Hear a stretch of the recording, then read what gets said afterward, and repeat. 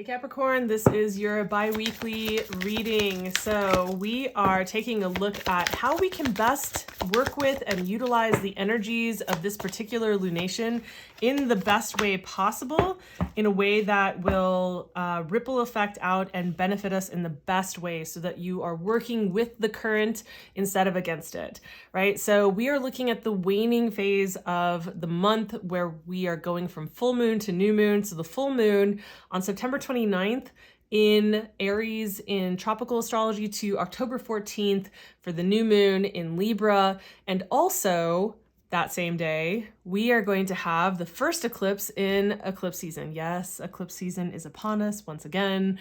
I know. So we have the first eclipse, and the first eclipse is going to be a south node eclipse, which is more of this kind of energy that we are working towards. So full moon to new moon, waning energy, releasing things, south node, also the same kind of energy. So remember that with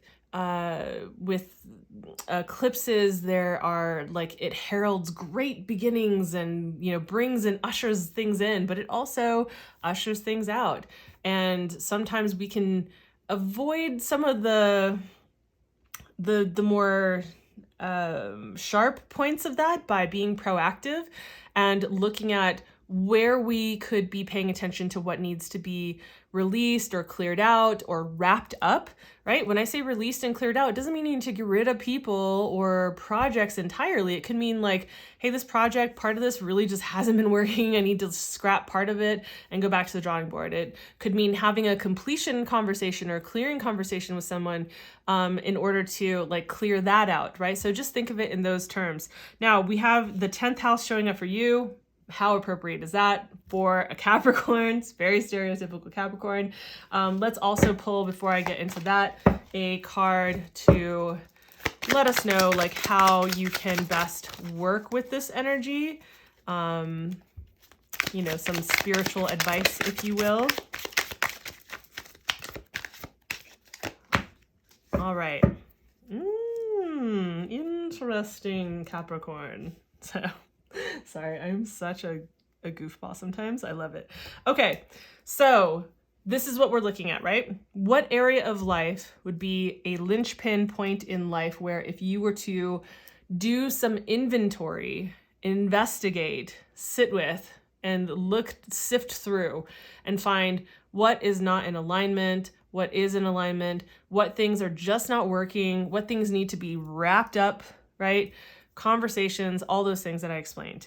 And we're looking at the 10th house, which is the house of career and purpose, right? It's also your public reputation, your public roles. It's where you are most seen in this world. And so this is the 10th house where you are striving, all of us are striving to achieve in some way, to master in some way, to reach the top, the pinnacle in some way, right? To become an authority of a subject or a field or something like a leader, somebody who is responsible in that way, right? Very similar in a way. When I was thinking about that, I was like, oh, that's kind of similar to the kings in the deck. But anyway, what kind of advice is coming through to help you with sifting through this particular area during this approximate 2-week period of time? And we have the Two of Wands. I think you've been what I get from this is you've been kind of a little bit, maybe not so clear about the paths that are in front of you that are available to you. I think that you're exploring a lot of different paths, and that the Two of Wands says, hey, yes, the world is your oyster. Yes, there are all of these possibilities, and you gotta commit to a pathway to get you to all of the things that you want to do, right? And this isn't to say, hear this, Capricorns, for any of you who are very Capricorny Capricorns, hear this. This does not mean lose yourself in work and become a workaholic. That is not what this means. We all know that, yes, at some points we can be more career focused, but we need to be well-rounded in our lives as well. So that is not what I mean. This is not an excuse to become a workaholic. This is about choosing a particular path and a way in which you are going to move towards all of the different goals, all of the different things that you have planned for what you want to do for your career, that you are choosing a particular path in order to go in that direction. Perhaps there is a project, a collaboration, perhaps there is something to do with, I don't know, with your choices around your career, around your public roles, around these types of things, maybe that is in need of you making a decision, a definitive decision. Like you can't hang out in the